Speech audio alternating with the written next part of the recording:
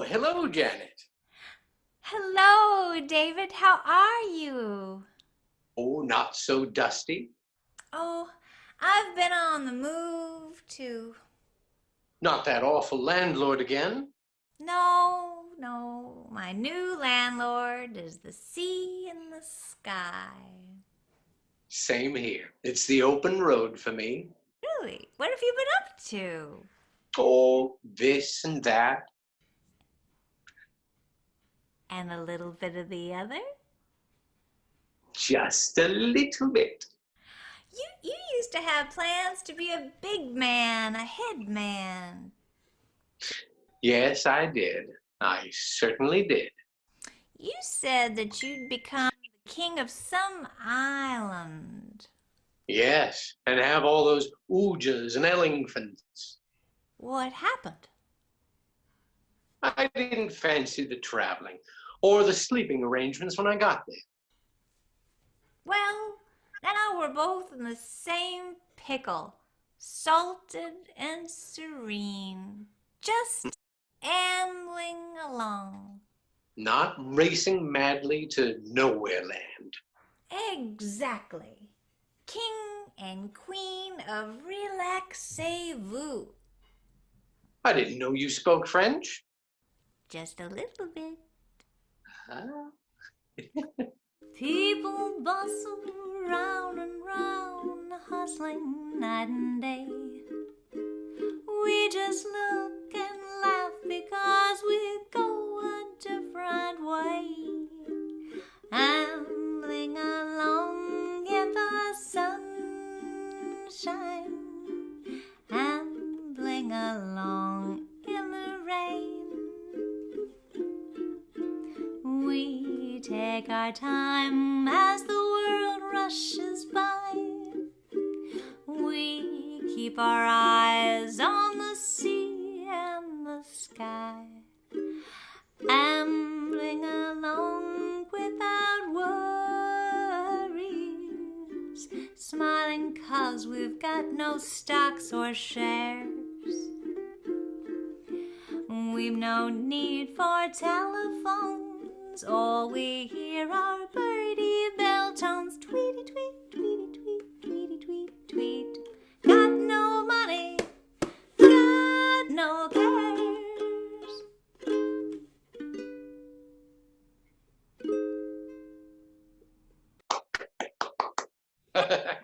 Hey, how was that? What do you got to say about that, Mr. I Barlia? think that was fabulous. Sums it right up. Sums it right up indeedy. Do you have any special songs you'd like to share today? Well, as a matter of fact, I do. Let me just get my ukulele. Woo!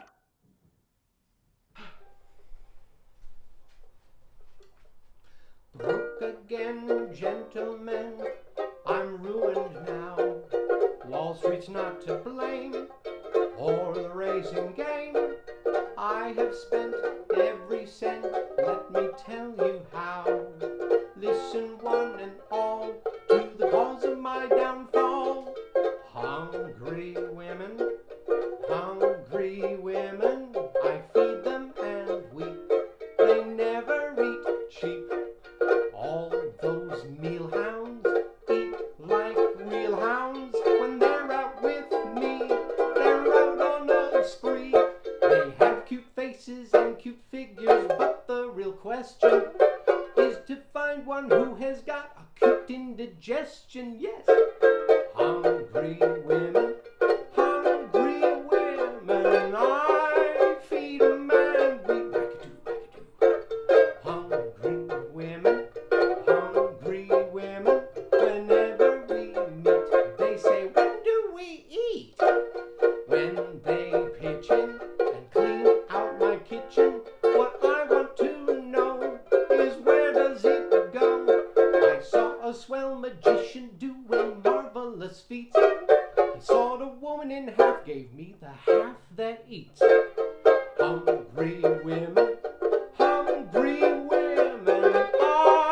feed 'em and we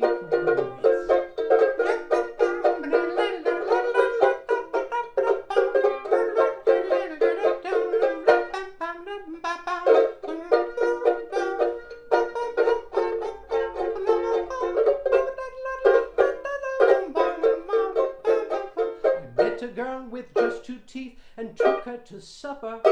'Twas just my luck, the lower tooth met with the upper. Hungry women, I feed 'em and weep. Oh yes, I do. I feed 'em and weep.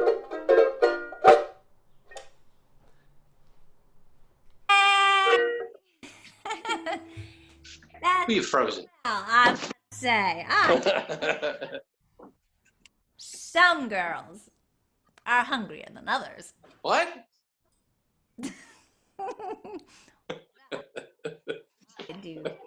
I do declare. What do you got to eat? What do I got to eat? Well, there's some beef jerky and some dried beans. You know, the rice. You know, the food of the road. All right. Utensils. Oh, well, it's good to be here with you, David. You know, Likewise. it's tough out there, but we got it. Boy, oh boy. We got it under control. Just to say, this is, you know what you've tripped into here today? I have no idea. Well, we're having a special powwow today. We're calling it the Parlor Party. And, well, we have this arrangement today to do all of the tunes that remind us of our great friend Ian Whitcomb. Well, there you go. You know, the first song I ever heard Ian do was Hungry Women. I'm pretty sure, and it was certainly, Ian was the first person I ever heard actually play Hungry Women. And, you know, I mean, since then, I've, of course, heard Eddie Cantor and I think Cliff Edwards and Gus Van, you know, all from the period. And actually, I think I like Ian's version the best. It's that works that way. You can kind of claim it for your own. Yes, yes.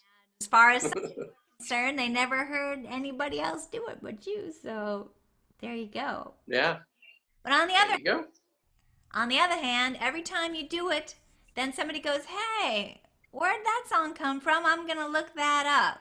And then it leads you down the path, the rosy path, and you never know where you're going to end up. Yep. So, for instance, that song, Ambling Along, that was written by Ian Whitcomb with that... Oh, was it? It was. It was, and Ian was at the time he was thinking about Flanagan and Allen, the English performers who were kind of like hobo buddies. That was their characters, and they would do the song Underneath the Arches. And it's in that vein, So I don't know. Ah, very good. Do you have any, did you have any little special things you wanted to reminisce about? Well, let's see. You know, the first time I ever picked up a ukulele was actually at one of your shows. And, you know, in the intermission, because this was at McCabe's. I think that was the second ever show I went to of yours. Of course, I've been to many since. and even had a chance to perform in some.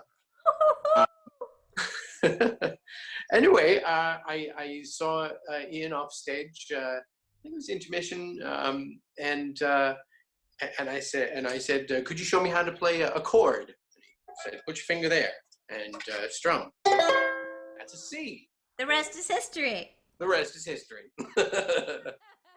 So with my first chord under my belt, I had to get a ukulele of my own, and that's brought me to where I am today. The rest is history. Yep. Sometimes it's just as simple as that. You just ask somebody for the first chord, they tell you where to put your finger, and you just got to be careful what you... Yeah.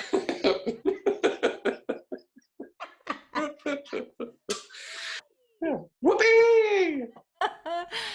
hallelujah and hallelujah. I mean, so nice to run into you on this dusty Likewise. road of life. Good to see you. Good to see you. Mwah. Mwah. Hello? Hello. Hello? Hello? Hello.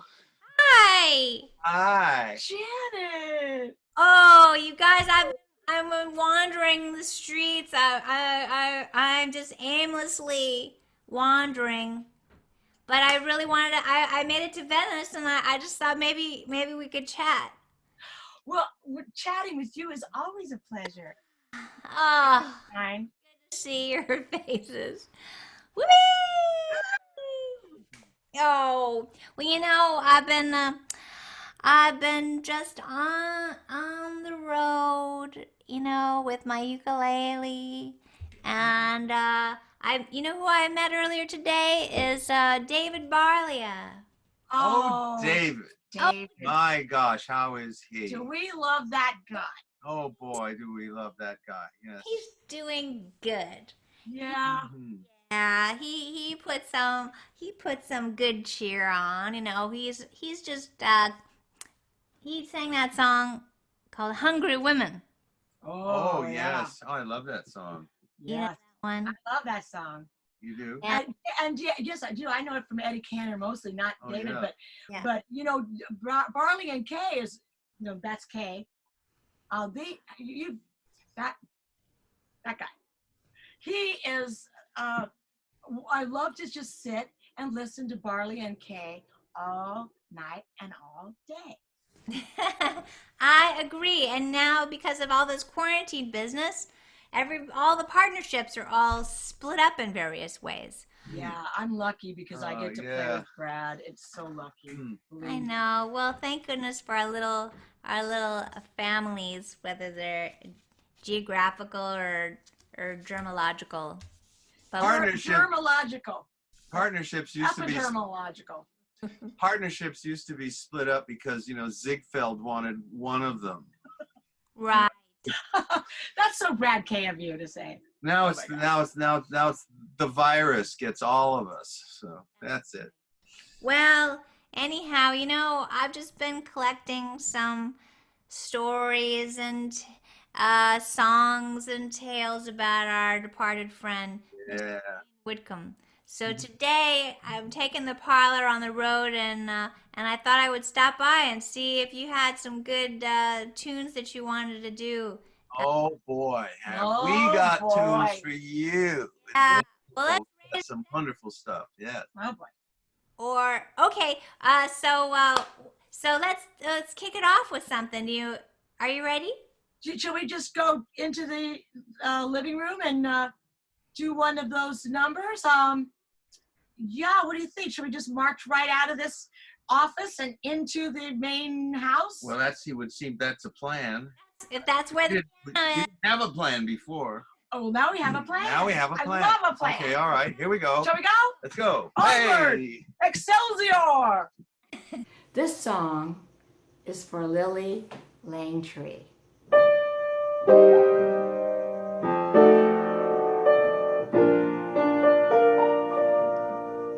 Life is a book that we study. Some of its leaves bring a sigh. Where was it written, my buddy, that we must part, you and I? Nights are long since you went away. I think about you all through the day, my buddy, my buddy. Nobody quite so true. I miss your voice, the touch of your hand. I need to know that you understand, my buddy. my body, your body misses you.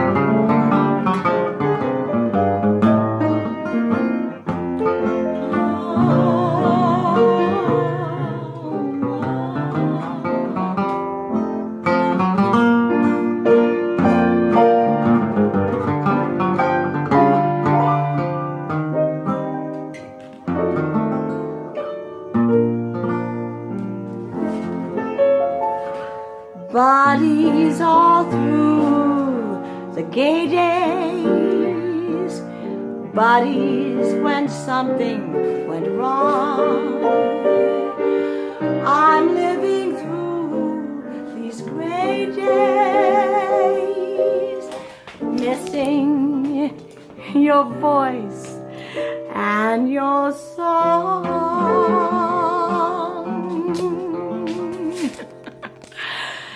Nights are long since you went away. I dream about you every day. My body,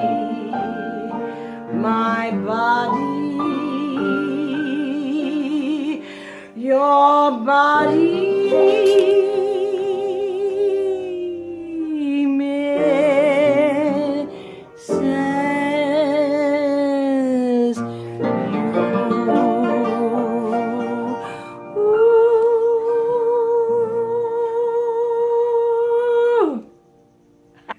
About 8 months ago, I looked at Ian and I turned and I said, Ian, let's do Underneath the Arches.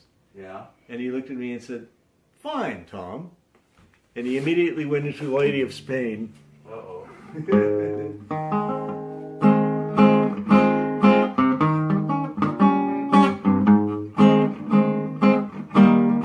Underneath the arches, we dream our dreams away. Underneath the arches, on cobblestones I lay. Every night you'll find me, tired out and worn, happy when the daylight comes creeping, heralding the dawn, sleeping when it's raining, and sleeping when it's fine. Trains rattling by above, pavement is my pillow, no matter where I lay. Underneath the arches, we dream our dreams away.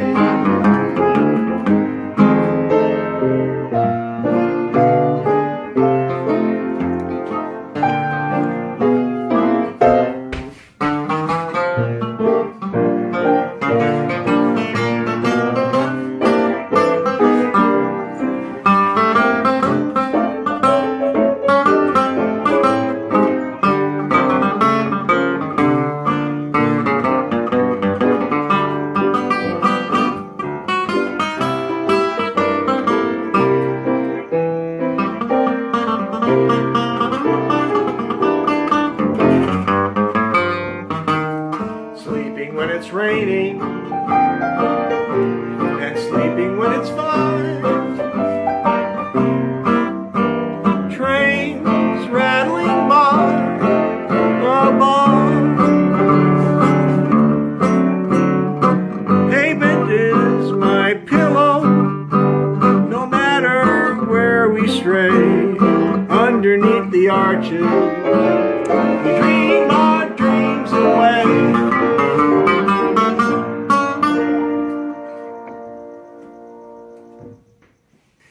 Here's a song that I've always associated with Ian Whitcomb. I first heard him sing this song in 1974 at the Maple Leaf Club, the ragtime organization here in Southern California. And Ian would sing this with Dick Zimmerman at the piano, and it always went over smashingly. It was just a fantastic song, and so I've always remembered it. It's from 1919. It's by, as Ian always gave the songwriters top credit, you know, it's got words by Sam Lewis and Joe Young and music by the immortal Walter Donaldson.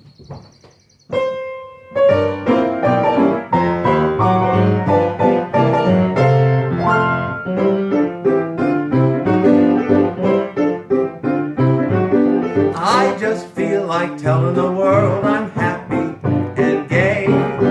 I just feel like telling you why I'm feeling that way. This is just the time of the year when bees start to buzz, and I've gotta be in my bonnet simply because when the bees make honey down in sunny Alabama, that's when I said I'd be sending a telegram down to that honeysuckle home where my folks live all alone.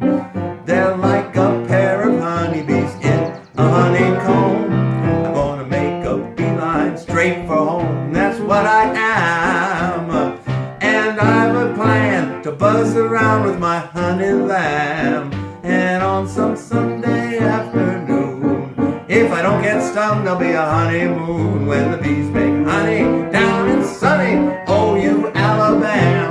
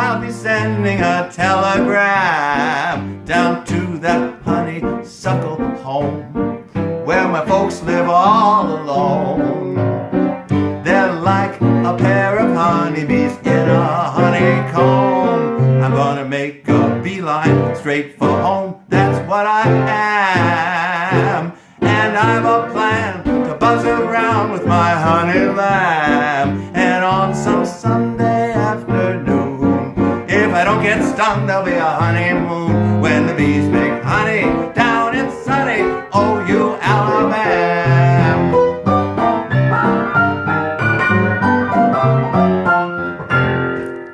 Oh,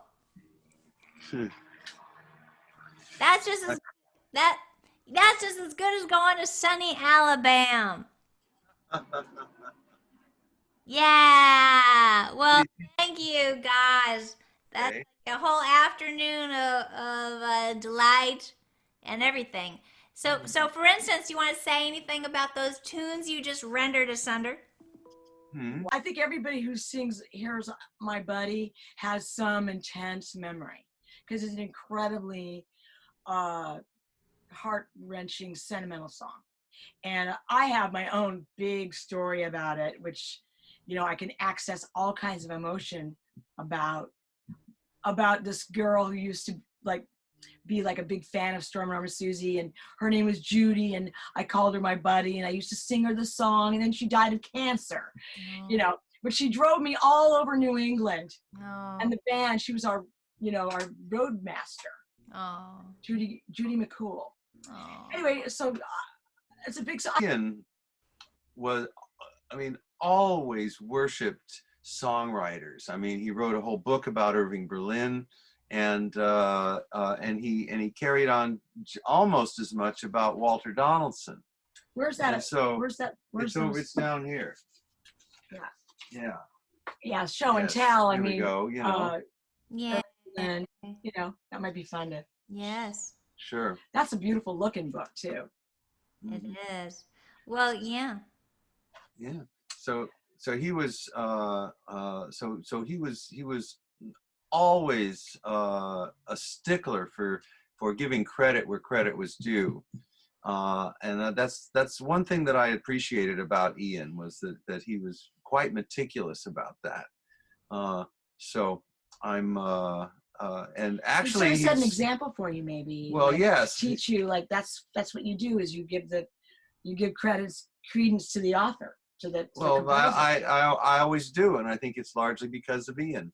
Oh, that's nice. You know, I was noticing yesterday, I was looking up information about the song Smile. That was written by Charlie Chaplin as an instrumental to accompany Modern Times. Yeah. And anyway, I noticed that when people list these songs online, they say, "Oh, by Nat King Cole." Oh yeah. Oh, I hate that. Of course. That makes me crazy. I mean, no, really, it's just total misinformation. That Ian loved the songwriters, and as soon as he got here to the United States, he went to the Brill Building and met all of these great Tin Pan Alley composers and tracked them all down. And those interviews are floating around. Yeah, he shot videos. I have some of them. Yeah. So, well, anyhow, is there anything else that you wish to interject about the beautiful Alabama song, for instance? Well, it was. I guess I have satisfied a long-standing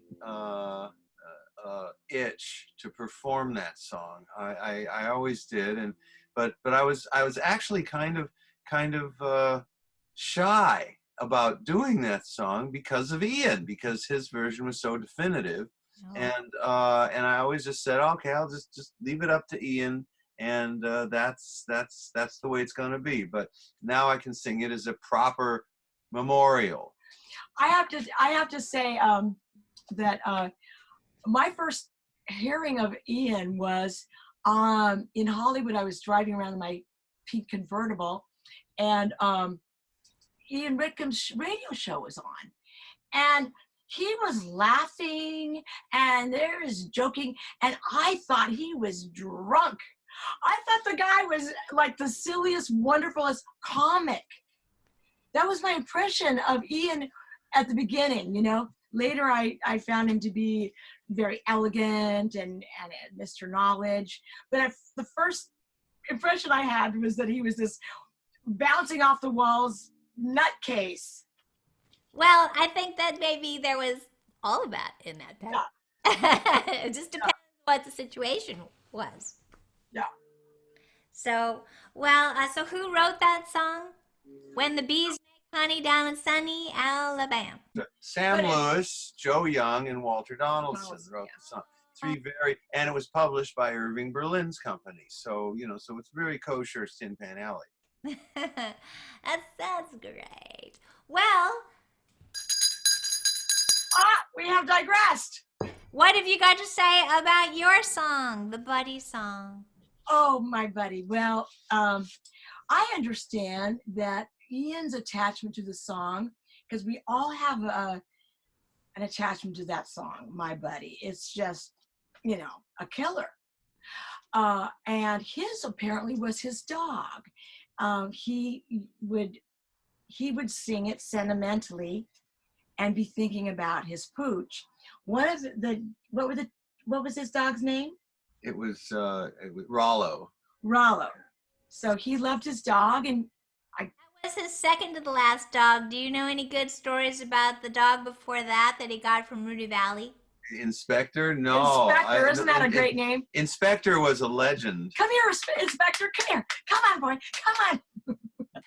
I wonder how he ended up getting Rudy Valley's dog. Well, wow, that's a great one. Well, I'm sure that there's something about it in here. The Beckoning Fairground. I'll see if there's no index. Oh well. This is a compilation of writings from the 50s to the 70s. It was published in 1994. Ah. Huh. But there's one. I didn't ask him to autograph it though. That's too bad. So. That's funny because one of my favorite stories in there is about how Ian hung out with these autograph hounds. Well, that's what I'm going to read from. Are actually. Yes, the autograph. Okay, we love that one. Well, okay. Let's hear it. That sounds great. All right. These Alan, Roy, and Audrey are autograph hounds, but they'd rather be called collectors. Together, they have the largest autograph collection in the world. When I told them I could get Mae West's, they weren't impressed. Oh, we've got her 1 trillion times, said Alan.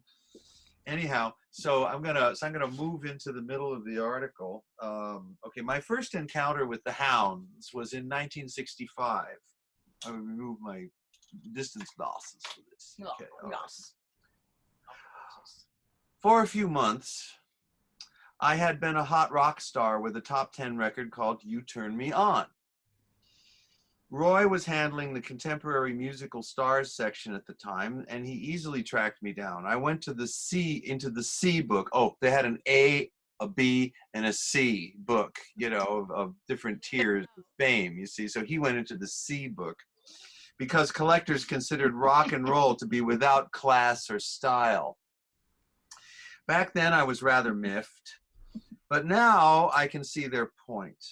Like Jane Fonda, the more ponderous rock stars of the later 60s considered stardom beneath them. It was unreal. It was tinsel. They wanted to be people or artists, poor things. They were neither. They were showbiz without the show.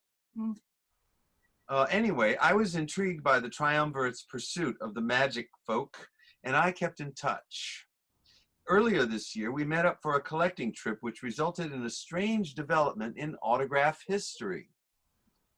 Let me carefully go over the events of that weekend in March. It was on the Friday that I by chance met up with the trio. As a fringe member of Showbiz, a talk show guest of no known income, I found myself star of the day at Universal Studios. This sounds quite grand, but it actually meant my standing in a wooden booth or perch for 2 hours, piles of glossies beside me, and a felt pen in my hand, watching hundreds of tourists file past me. They had no idea who I was, unless I was a tour guide. Many of them did actually approach me with questions, and I helped by showing them the way to the toilets, the hot dogs, and the stunt show. I was rescued by the arrival of Alan and Roy. "What are you doing here?" asked Alan. I answered with the same question. They had been cornering Alfred Hitchcock in his bungalow. He had told them that his best film is Family Plot and they ought to go see it. Roy said they were going to go see it that very Sunday as VIP guests of Filmex. Oh, do you remember Filmex? What a thing that was. Oh, God. Jerry worked for Filmex. Yeah. And before Hitchcock could ask, "How the hell?" Alan had his glossy and his pen poised. Meanwhile, Audrey was waiting to catch Irene Dunn in Jurgensen's. Roy explained she got Mary Astor at the motion picture country home in Calabasas. Rushed the gates, Then sniffed her out and located her near some flower beds. Astor looked up, spotted Audrey, and made a getaway on her tricycle. But Aud sprinted after her, caught up, and got her. Our Aud wasn't in the Women's Royal Air Force running team for nothing, At the end of my stint as star of the day, Alan and Roy asked me what I was doing this weekend. I replied that I had this and that and all kinds of interviews, and they said, come off it, and suggested that I join them on a collecting jaunt. The destination was Palm Springs, and the objectives were Frank Sinatra for a presentation of Honorary Englishman Award by Roy, William Powell, definitely for the A book, Charles Farrell, possibly A, Marion Marsh, rare but B, and somebody called Andrea Leeds, A, that I'd never heard of, but Alan scolded me and said she was very big in this and that. We set off at noon on the Saturday in my Oldsmobile Toronado, having had a hearty breakfast of fried eggs, fried sausages, fried tomatoes, and fried bread, assembly liner style by Alan. I drove. Audrey gazed out of the front window, possibly dreaming of Irene Dunn, whom she'd failed to get. And Alan and Roy skimmed through movie fan magazines and star biographies in the back seat. Passing through Pasadena, Alan suddenly came to life to point out a McDonald's. I attended the gala opening 2 years ago. Clayton Moore, the Lone Ranger, did the honors by cutting the tape. I shall never forget. That is so sad. He arrived towing a trailer. Nice enough. The landscape turned desolate, full of rocks and larger rocks called mountains. Beyond San Bernardino, I think. I said this was semi-tropical country. Alan said it reminded him of London bomb sites after the war. Roy said, I'm too young to know about that, dear. Audrey wanted to go to the lavatory, so we stopped at a new concept development called Colton Movie and Western Town. Amateur gunfighters were blazing at each other in the streets while tourists looked on dully. The triumvirate ignored all this and headed for the cafe, where Audrey found a powder room and Roy and Alan sat down to some apple cobblers a la mode and then wrote postcards home. Later, Alan bought us all cowboy hats and bars of chocolate. He's very generous. Well, he makes a pile of money on the ship, said Roy. And anyway, I help him by getting the big names through my show business connections. Did I ever tell you that I used to dress Sir Laurence Olivier? A Superman. I went to hear him when he read the lesson at St. Paul's Cathedral. I clapped him, you know, and they shushed me up, the silly killjoys. Look at Audrey. Why doesn't she hitch up her baggy slacks or get some new ones? And so in this manner, we finally reached the desert oasis of Palm Springs, just as an orange sun was sinking. We're in time to get William Powell, said Alan. Quick, Audrey, get out the map and the address book.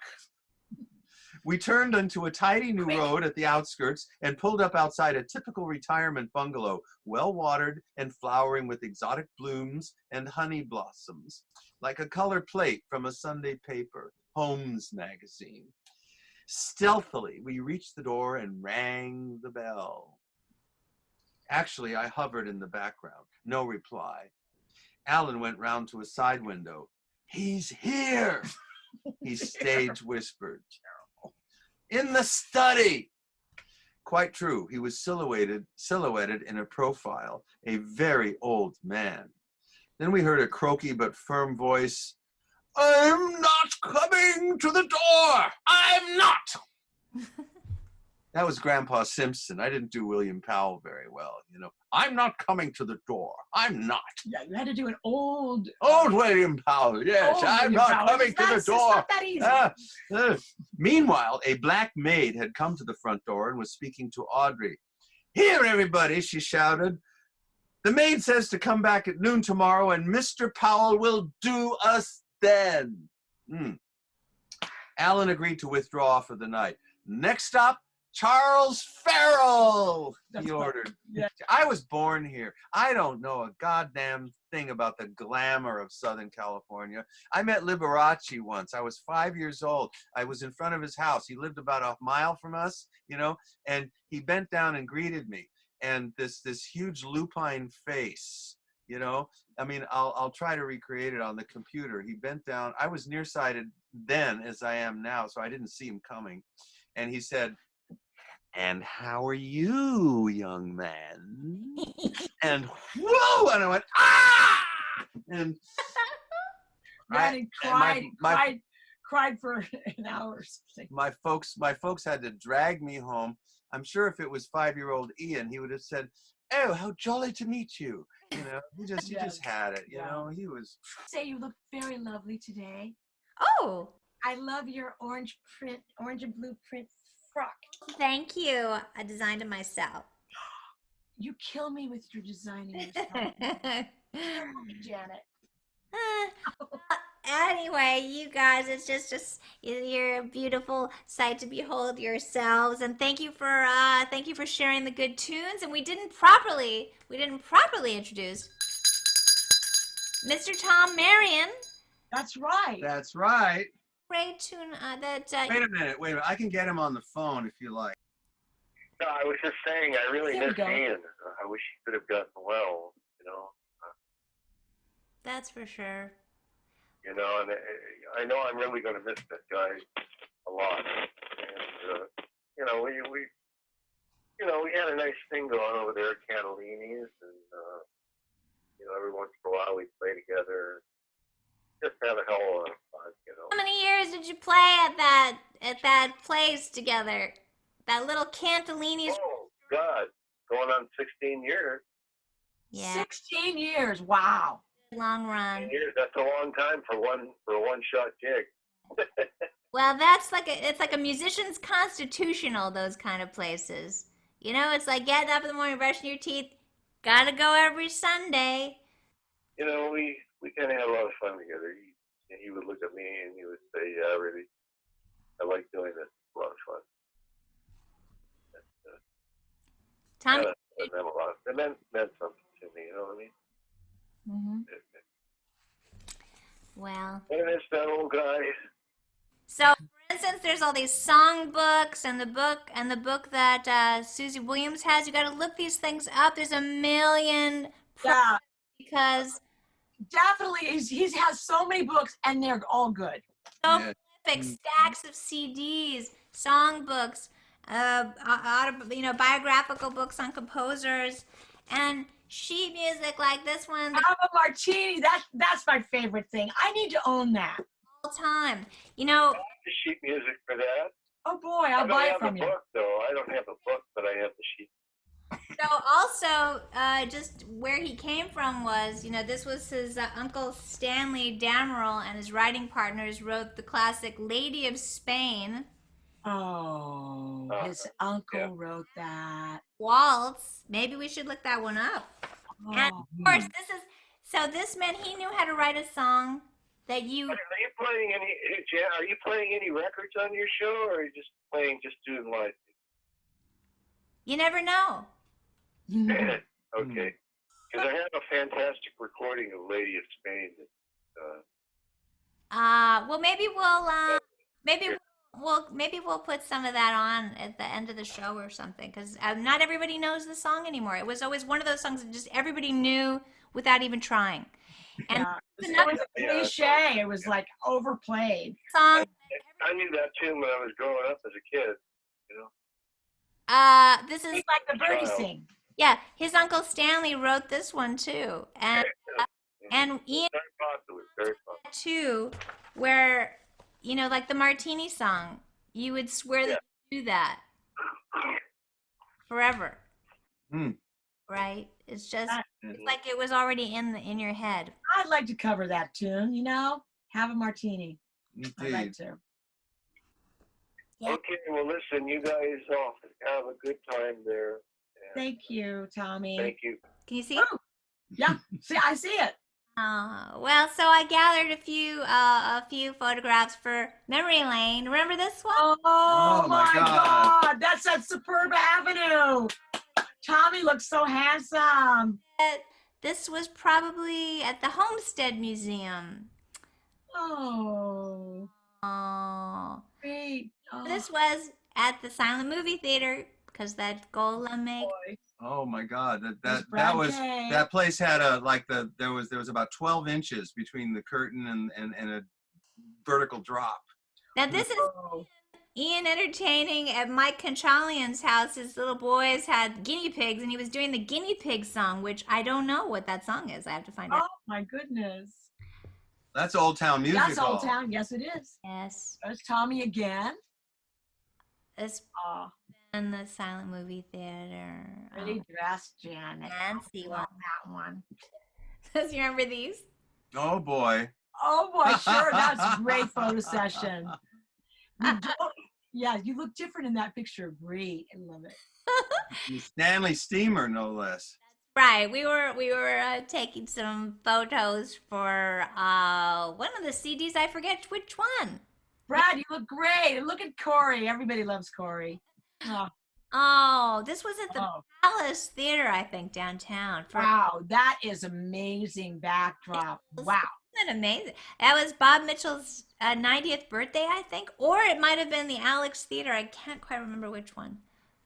Huh. But oh, look at everybody all doing their thing, and Ian's so dapper, the white jacket. Mm. Oh, and this. That's a nice scene. Looks like the autumn or late, maybe December or something. Oh, it's a nice some outdoorsy fun. I like outdoor gigs. Good for you getting your straw hat out. Uh-huh. Oh, yeah. Oh boy, This I was remember a that. great I remember photo those session. barrels. Yeah. Oh, and Ian's got his saw. He's breaking Tommy out, man. Tom Marion there being the There he is. good, Yeah. dusting him off. It's the handsome Betty Ryder, who I adore.